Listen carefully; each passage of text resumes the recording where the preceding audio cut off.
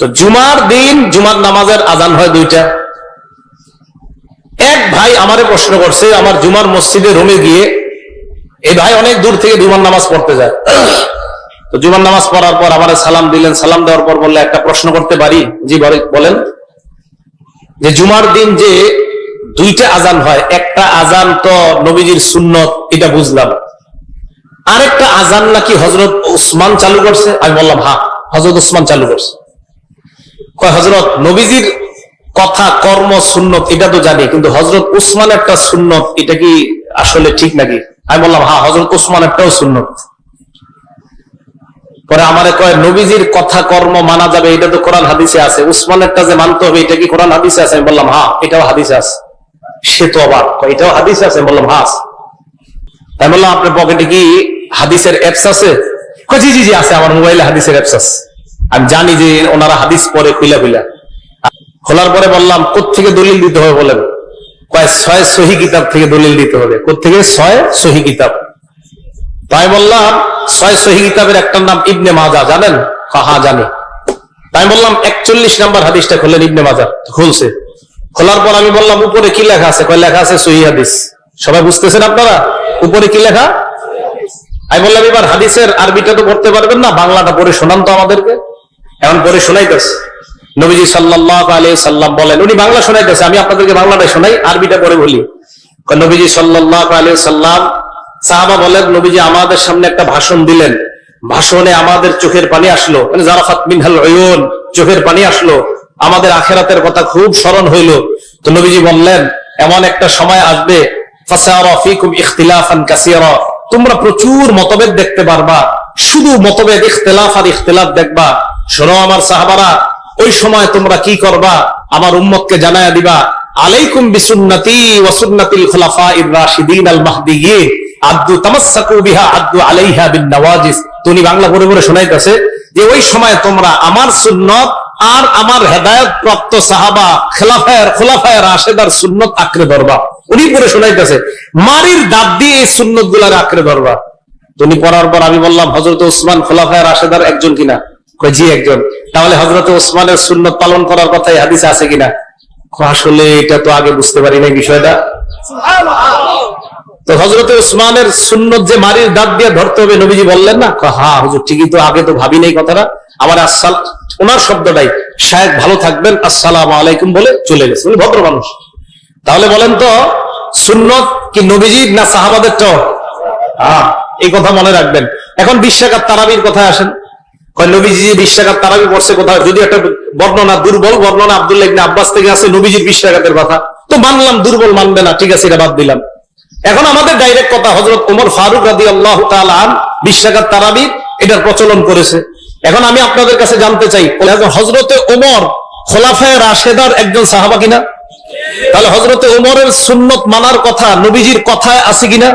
তো নবীজি তো বলে দিলেন, আমার সুন্নত আর আমার হেদায়েত প্রাপ্ত খোলাফায়ে রাশিদা যে সাহাবা, তাদের সুন্নত মারির দাঁত দিয়ে আঁকড়ে ধরবা। সুতরাং 20 রাকাত তারাবি পড়া মানে নবীর কথা মেনে নেওয়া। কথা বুঝে আসছে? এই বিষয় তো ঝগড়ার না, এগুলা ওলামায়ে কেরাম যারা আছেন, কখনো ঝগড়ায় যাবেন না কারো সাথে, আসলে বুঝাই দিবেন আসতে। এই পর্যন্ত আমি কারোর সাথে কখনো আমার ঝগড়া হয়নি। বিশ্বাস করেন, সর্বোচ্চ 4-5 মিনিটের বেশি আলোচনাই প্রয়োজন হয় না। ঝগড়া কি প্রয়োজন? আপনি দলিল ঠিক রাখবেন, আসবে আস্তে ধীরে বুঝাই দিবেন তার। তো যে বিষয়টা বলতেছিলাম, আল্লাহর নবীর আনুগত্য করা গুনাহ মাফের কারণ। নবীজির আনুগত্য করা, বলেন কার আনুগত্য করা? নবীজির আনুগত্য করা। নবীজির আনুগত্য মানে নবীজির কর্ম মানতে হবে, কথাও মানতে হবে। বলেন তো কি বলছি? নবীজির কথাও মানতে হবে, কর্ম মানতে হবে। এই কথাটা ভালো করে বুঝেন। সূরা আলী ইমরান আয়াত নাম্বার 31, আল্লাহ বলেন, কুল ইন কুনতুম তুহিব্বুনাল্লাহ, যদি তোমরা আল্লাহকে ভালোবাসো। আমরা আল্লাহরে ভালোবাসি না সবাই?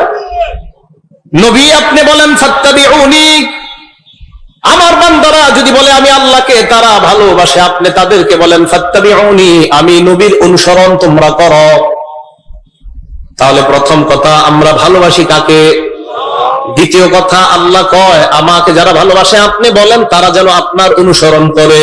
আবার আমরা ভালোবাসি আল্লাহরে, আল্লাহ কয় নবী আপনি ওই ভৈরবের মানুষগুলারে জানায়া দেন এরা যেন আপনার অনুসরণ করে। ভালোবাসি আল্লাহরে, আপনার অনুসরণ যেন করে, যদি করে ইউহিব্বুকুমুল্লাহ, আমি আল্লাহ তাদেরকে ভালোবাসবো। ইউহিব্বুকুমুল্লাহ, আপনি বলেন আমার অনুসরণ করো, ইউহিব্বুকুমুল্লাহ, তোমাদেরকে আল্লাহ ভালোবাসবেন। এরপরে ওয়াগফির লাকুম যুনুবাকুম, তোমাদের সব অপরাধ আল্লাহ মাফ করে দিবেন। নবীজির আনুগত্য করা এর অর্থ হলো আল্লাহ আমাদেরকে ভালোবাসা, 2 নাম্বার আল্লাহ আমাদের জীবনের অপরাধগুলা ক্ষমা করে দেওয়া। তাহলে আমরা ভালোবাসি কাকে? আল্লাহকে। আল্লাহকে ভালোবাসা মানে নবীজির অনুসরণ করা, আর নবীজির অনুসরণ করলে আল্লাহ আমাদেরকে ভালোবাসবে, আমাদের জিন্দেগীর সব গুনাহ মাফ করে দিবে। এখন একটা কথা, এখন তো নবীজির আনুগত্য আমরা কিভাবে করব? নবীজির কথা কর্ম মেনে নিব। সুতরাং 20 রাকাত তারাবি পড়া মানে নবীর ইবনে মাজার 41 নাম্বার যে হাদিস, আমার সুন্নত আর আমার সাহাবাদের সুন্নত আঁকড়ে ধরো, অতএব 20 রাকাত তারাবি পড়া মানে সাহাবায়ে কেরামের সুন্নতকে আঁকড়ে ধরে আমরা নবীর কথার উপর আমল করি, 20 রাকাত তারাবি পড়ি। এটা তো ঝগড়ার কথা না। আল্লাহ আমাদের সকলকে বুঝার তৌফিক দান করে। এই গেল 4 নাম্বার উপায়, মনে আসেনি? 1 নাম্বার তওবা করা, 2 নাম্বার ইস্তেগফার, 3 নাম্বার ক্ষমা পাওয়ার আশায় আল্লাহর কাছে ক্ষমা চাওয়া, 4 নাম্বার নবীর পূর্ণ আনুগত্য করা। আর নবীর আনুগত্যটা আপনাদেরকে ব্যাখ্যা সাপেক্ষে বুঝিয়ে দিলাম। 5 নাম্বার আজান দেওয়া। কি দেওয়া বলেন? 5 নাম্বার কি দেওয়া? আজান দেওয়া। আপনারা শুধু মুয়াজ্জিন সাহেব আজান দেয়, মসজিদের হুজুর আজান না দিলে চাকরি খেয়ে ফেলেন। আরে আপনারা আজান শুদ্ধভাবে শিখা মাঝে মাঝে আজান দিবেন। আবু দাউদ শরীফ 515 নাম্বার হাদিস, ক্বালা রাসূলুল্লাহ সাল্লাল্লাহু আলাইহি ওয়াসাল্লাম, আল্লাহ নবী বলেন, আল মুয়াজ্জিন ইউফারু লাহু মাদা সাউতিহি, মুয়াজ্জিন সাহেব যখন আজান দেয়, নবীজি বলেন মুয়াজ্জিনের আজান যত দূর পরিমাণ যায় ওই পরিমাণ পর্যন্ত তার অপরাধ ক্ষমা করে দেওয়া হয়। ওয়া ইয়াশহাদু লাহু কুল্লু রাতবিন ওয়া ইয়াবিসিন, দুনিয়ার মধ্যে যত ভিজা আর শুষ্ক, যত ভিজা আর শুষ্ক, দেখেন যত ভিজা আর শুষ্ক আল্লাহর যত মাখলুক আছে, কিয়ামতের ময়দানে আল্লাহর দরবারে ওই মুয়াজ্জিনের পক্ষে তারা সাক্ষী। আলহামদুলিল্লাহ, সমস্ত প্রশংসা সেই আল্লাহর জন্য। শান্তি হোক আমাদের প্রিয় নবী মুহাম্মদ রাসূলুল্লাহ সাল্লাল্লাহু আলাইহি ওয়াসাল্লামের উপরে। আমার দ্বিতীয় খুতবার বিষয় হচ্ছে জুমার দিনের আযান। এই নিয়ে অনেক ফিতনা চলছে, আমাদেরকে কিছু এই সম্পর্কে কিছু হাদিস তুলে ধরবো ইনশাআল্লাহ। এক ব্যক্তি প্রশ্ন করেছে, এক আলেমকে প্রশ্ন করেছে, সে বিদ্যালয়, সে প্রশ্ন করেছে যে ভাই, আমরা যখন জুমার দিনে মানচিত্র সার্ভে করলো, মানচিত্র দেখি জুমার দিনে শুধু 2000 চলে আর অন্য দিনে 1000 চলে, এর কারণ কি? তখন এই ব্যক্তি উত্তর দিচ্ছে, এই আলেম উত্তর দিচ্ছে যে আপনার বাবা কি মোবাইলের ভিতরে কি অ্যাপ আছে? তখন তিনি বলছে আমাদের মোবাইলের ভিতরে কোরআনের ভিতরে অ্যাপস রয়েছে, এই অ্যাপসটি যখন বলেছেন অ্যাপ আছে তাহলে কোনটি কাজ করুন। আমি হাদিস নাম্বার বলছি, আপনি হাদিসটি বের করুন। তিনি বলছেন যে ইবনে মাজাহ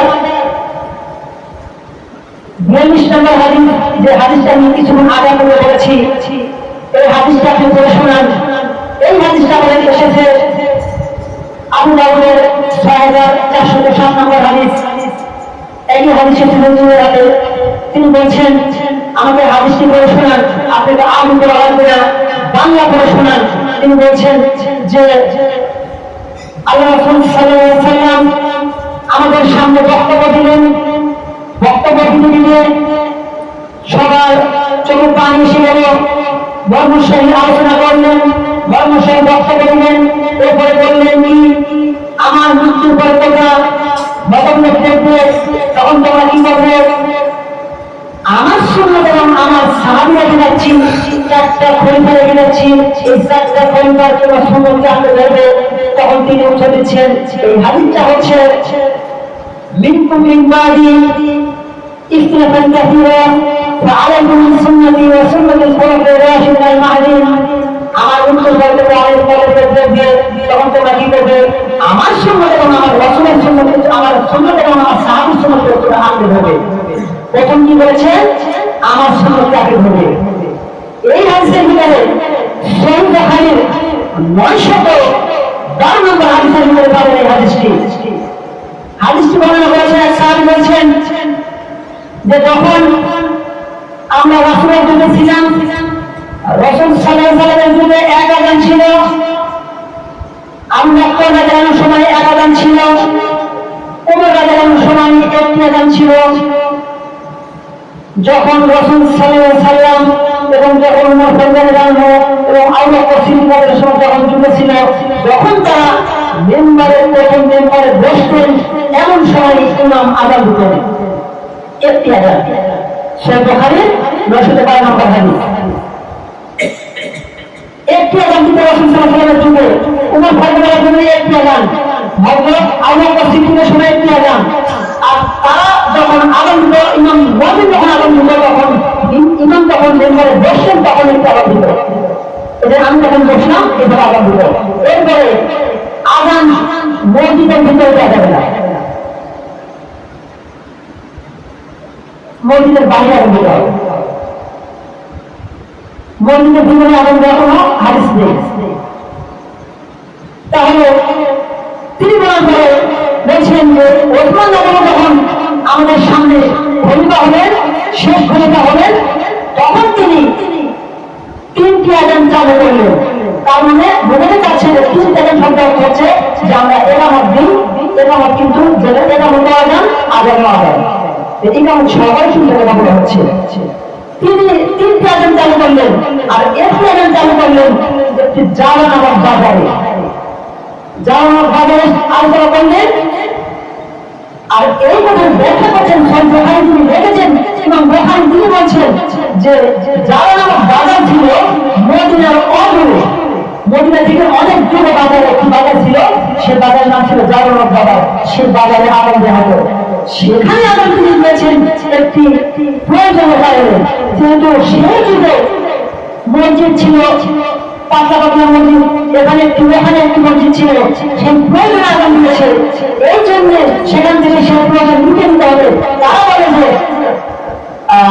ওসমান রাদিয়াল্লাহু আনহু বেদাত চালু করেছে, আমরা বলি না, ওসমান রাদিয়াল্লাহু আনহু বেদাত চালু করেন নাই। ওসমান রাদিয়াল্লাহু আনহু যদি বেদাত চালু করে থাকে, তাহলে আমরা রাসূলি এই কথা বলা যাবে না, কোন সাহাবীর প্রতি ডিসক্রিমিনেশন করা যাবে না। কেন? রাসূল সাল্লাল্লাহু আলাইহি ওয়াসাল্লাম নিষেধ করেছেন যে তোমরা তোমাদের সাহাবীদের গালি দিও না, তাদেরকে মিথ্যা কথা বলো না, তারা মিথ্যাবাদী বলো না, এই কথা বলতে নিষেধ করেছেন। আর ওসমান রাদিয়াল্লাহু আনহু বিদআত চালু করেন নাই, বিদআত চালু করেছি আমরা। ওসমান রাদিয়াল্লাহু আনহু এখানে আমল করেছেন, সে যে আমল করেছেন সেটা ইবাদত করেছেন, নেকির উদ্দেশ্য নয়। সে ইবাদতটা করেছেন যে আযান করেছেন, দুইটা আযান ইবাদতের কারণে না। ইবাদতের কারণে তাকে আমল করতে হলে, ইবাদত হিসেবে করতে হলে নেকির উদ্দেশ্যে করতে হবে।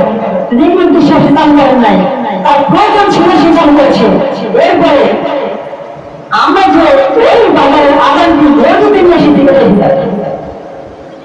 বুঝতে পেরেছি, আমরা যে মসজিদে নিয়ে এসেছি দুটো আযান, এটাই বোঝায়। যদি আপনি বাজারে গিয়ে এখন প্রয়োজন আপনি মনে করেন বাজারে গিয়ে বলবেন, দুটি আযান কোনো সমস্যা নেই, কিন্তু যেখানকার মানে আপনাকে সেখানে বলতে হবে, যেখানকার আপনাকে সেখানে এই জন্য আমাদের দিকে কানে আপনার করেন না করেন, আমার আমি সাবিসের জন্য করে যাচ্ছি, আমি আপনাদের জোর করতে পারবো না, পারবো আমি আপনাদের জোর করে বলতে পারবো না, আমার এক করলে জোর করে করেন, আপনি বললে করবেন না বলতে পারবো, আপনি তো হাদিস শোনাচ্ছেন এটুকুই, আপনি বললে করবেন না বলতে পারবো, কিন্তু আপনি কথা বললে না জানেন ইমামের সামনে কথা বলেন না, নাম নাশ করে দরকার, আপনি কথা বলতে পারবেন না, আপনি কথা বললে বড় কথা বলতে পারবেন। আমি কিন্তু হাদিস পেশ করছি এখানে, হাদিসের বাইরে আমি কোনো কথা বলিনি, কারণ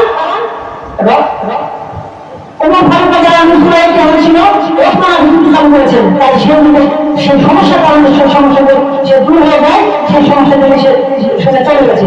এরপর যদি আমাদের কোনো সমস্যা না থাকে, এখন বর্তমানে একটু মসজিদে আযান দিলে 10টি মসজিদ শোনা যায়, 10টি মসজিদে আযান দিলে 20টি মসজিদে শোনা যায়, তাই না?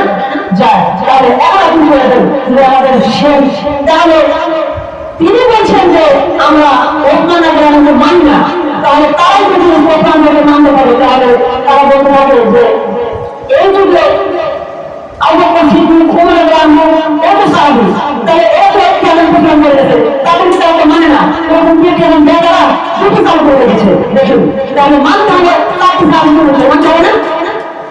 যদি চারটি সাহাবী মানতে হয়। আর আরেকটা জিনিস হচ্ছে রাসূল সাল্লাল্লাহু আলাইহি ওয়াসাল্লাম বলেছেন যে আমার সুন্নাত রাখতে হবে সর্বপ্রথম।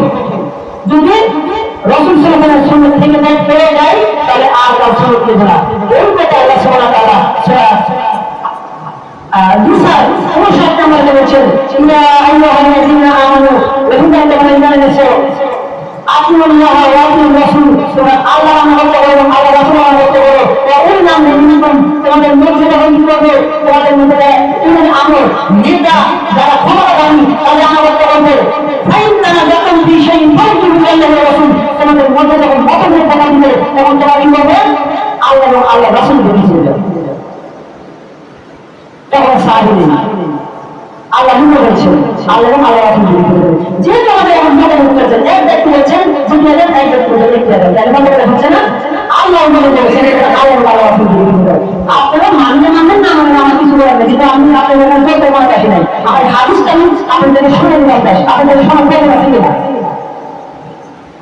হাদিসে এখন শুনে দেখাই, তাহলে আমাকে আপনি চুপ করে দেবেন। এটাই বললাম যে আমার গার্জেন তাকে না করতে ক্ষমতা বলেছি তাই। আল্লাহ সুবহানাহু ওয়া তাআলা আমাদেরকে সবাইকে সঠিক ভুল দান করে যেন ইবাদত করতে পারি সেই তৌফিক দান করেন। ওয়া আখিরু দাওয়ানা আলহামদুলিল্লাহি।